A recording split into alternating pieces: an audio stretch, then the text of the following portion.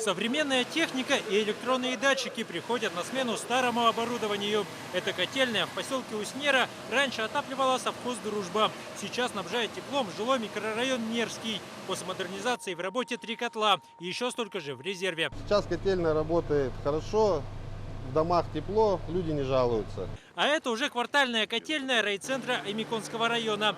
Гигакалории тепла отсюда поступают в большую часть населенного пункта. Сейчас, пока на улице не так холодно, котельная ежедневно сжигает до 80 тонн угля. В моменты пиковой загрузки объем увеличится в 1,5 раза, до 120 тонн. Александр Слепенюк работает в котельной со дня ее открытия. За это время дослужился до мастера. На его глазах здесь заменили котлы, поставили современные агрегаты. Опытный теплоэнергетик вспоминает, для реконструкции работать приходилось в крайне сложных условиях. Работали на пределе, выброс был большого газа в котельную прямо. Загазованность, сейчас сами прошли, видели, загазованность нет вообще газа. Раньше можно было, кочегара не видел. Аймикония – одно из самых суровых мест на планете и давно признано полюсом холода страны. Отопление в дома и соцобъекты здесь подают в числе первых. Для этого с опережением завозят необходимые материалы и топливо. Каждый сезон отгружают десятки тысяч тонн каменного угля. На сегодня все котельные филиала обеспечены нормативным запасом топлива.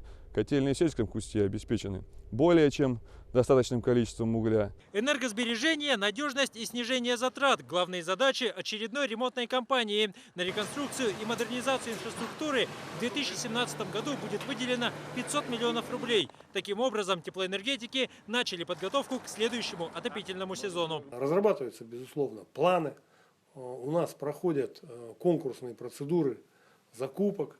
Мы планируем завоз материалов, а поскольку в республике у нас довольно сложная логистика, нам необходимо заблаговременно все вот эти мероприятия организовать. Обеспечение людей теплом на крайнем севере – задача стратегическая. Поэтому здесь необходимо предусмотреть и рассчитать все. От стабильного финансирования до наличия резервных источников питания. Якутская зима ошибок не прощает. В случае отключения электроэнергии мы запускаем их для того, чтобы подать электричество на соседнюю квартальную, ну и обеспечить собственные нужды электричеством. В этом году зима задерживается, говорят местные жители. Но морозы за минус 50 еще впереди. Теплоэнергетики уверяют, сделали все, чтобы этот сезон вновь прошел без происшествий.